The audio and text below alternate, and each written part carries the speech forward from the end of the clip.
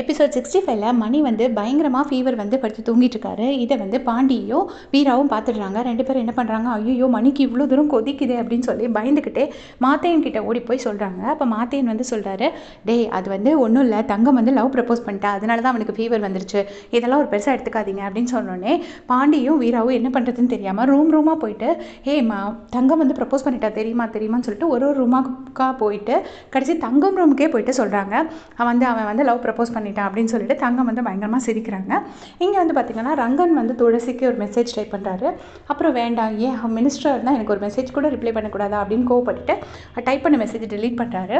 துளசியும் அதே மாதிரி இங்கே ஒரே பிரச்சனையாக இருக்குது, அதனால தான் என்னால் உங்களுக்கு மெசேஜ் பண்ண முடியலன்னு டைப் பண்ணிவிட்டு அதை டெலீட் பண்ணுறாங்க. ஸோ ரெண்டு பேருமே அதர் பர்சன் மெசேஜ் பண்ணலன்னு சொல்லிட்டு அப்செட்டாக இருக்காங்க. இங்கே பார்த்திங்கன்னா மணி வந்து நேராக கேர்ள்ஸ் ஹாஸ்டலுக்கு வந்துடுறாரு. தங்கம்மை பார்த்து என்னாச்சு அப்படின்னு கேட்கலாம் அப்படின்னு சொல்லிட்டு இதை வந்து தியோ பார்த்துட்றாங்க. டேய் கேர்ள்ஸ் ஹாஸ்டலுக்கு வந்தேன்னா மாட்டேன்னா செத்த, எதுக்கடா இங்கே வந்த அப்படின்னு சொல்லிட்டு தியோ வந்து பயங்கரமாக திட்டிட்டு அவன் உனக்கு ப்ரப்போஸ் என்னடா பண்ணா, அதுக்கேண்டா இந்த மாதிரி பயப்படுற அப்படின்னு சொன்னோடனே, இல்லை இது ஏதோ கன்ஃபியூஷனில் வந்த லவ், நீங்கள் எல்லோரும் லவ் பண்ணுறீங்கன்னு பார்த்துட்டு சும்மா அவளும் ஒரு பொறாமையில் லவ் பண்ணுறான்னு நினைக்கிறேன், இது உண்மையான லவ்வான்னு எனக்கே சந்தேகமாக இருக்குது அப்படி இப்படின்னு சொல்லிட்டு மணி ஏதோ உளறிட்டுருக்காரு.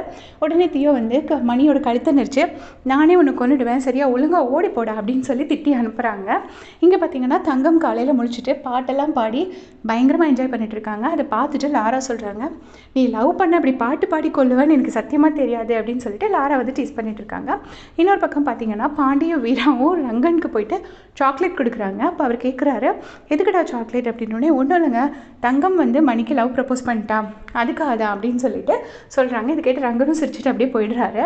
இன்னொரு பக்கம் பார்த்தீங்கன்னா மணியை வந்து தியோ போட்டு அடின்னு அடிக்கிறாங்க. டேய் ஒழுங்காக தங்கத்தை பார்த்து பயப்படாமல் அவகிட்ட போய் பேசு அப்படின்னு சொல்கிறாங்க. அது வந்து மணி பயந்துக்கிட்டு ஓடுறாரு. உடனே, டேய் நீ என்ன எல்கேஜி பையனாடா, உன்னை ஸ்கூலில் ஃபஸ்ட் டைம் கொண்டு சேர்க்குற மாதிரி நான் உன்னை பிடிச்சி இழுத்து கூட்டிகிட்டு போகிறேன், ஒழுங்காக அவகிட்ட போய் பேசுறதுக்கு என்ன அப்படின்னு சொல்லி திட்டுறாங்க. தங்கத்தை பார்த்து பயந்து ஓடுறாரு. கடைசி விடவே இல்லை தியோ, நீ போய் பேசியே ஆகணும்னு சொல்லி அனுப்பி வைக்கிறாங்க. அப்புறமா நேராக என்ன பண்ணுறாருன்னா தங்கத்துக்கிட்ட போகிறாரு. தங்கத்துக்கிட்ட போயிட்டு ரெண்டு பேரும் ஹலோன்னு மட்டும் சொல்லிட்டு இருக்காங்க. இதை பார்த்துக்கிட்டு தியோ, வீரா, ஜாக்கி, மாத்தையன் எல்லாருமே என்ன சொல்கிறாங்கன்னா, இப்படி ஹலோன்னு சொல்கிறதுக்கு ஃபோனே பேசலாமே, இதுக்கு எதுக்கு லவ் பண்ணும் அப்படின்னு சொல்லிட்டு செம்மையாக கடுப்பாகிறாங்க. ஏன்னா மணிக்கும் தங்கத்துக்கும் என்ன பேசுறதுன்னே தெரியல.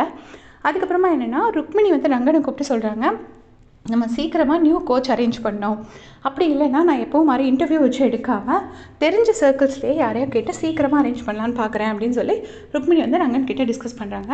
இன்னொரு பக்கம் பார்த்திங்கன்னா கிரீஷ்க்கு அந்த அடிபட்டிருக்குள்ள மாத்தையன் வந்து கிரீஷ் அடிச்சிருப்பார்ல, அதுக்கு மருந்து போட்டுட்ருப்பாரு. அப்போ மற்ற பசங்களாம், அவனை சும்மா விடக்கூடாது அந்த மாத்தையனை அப்படின்னு சொன்னோடனே கிரீஷ் சொல்கிறாரு, அந்த மாத்தையன் ரொம்ப லிமிட் கிராஸ் பண்ணி போயிட்டுருக்கான், கண்டிப்பாக அவன் ரிக்ரெட் பண்ணுற மாதிரி ஏதோ பண்ணணும், எங்கள் மாமா கிட்ட எல்லாம் போய் கம்ப்ளைண்ட் பண்ணால் அவர் வந்துட்டு இதெல்லாம் கண்டுக்காதடா, அவன் கேமில் கான்சன்ட்ரேட் பண்ணு அப்படின்னு சொல்லிடுவார்.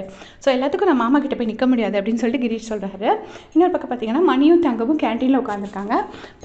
பக்கத்து டேபிளில் தியோ, வீரா, பாண்டி, மாத்தேன் எல்லாரும் உட்காந்து இவங்க ரெண்டு பேரும் என்ன பேசுகிறாங்கன்னு செக் பண்ணிட்டு இருக்காங்க.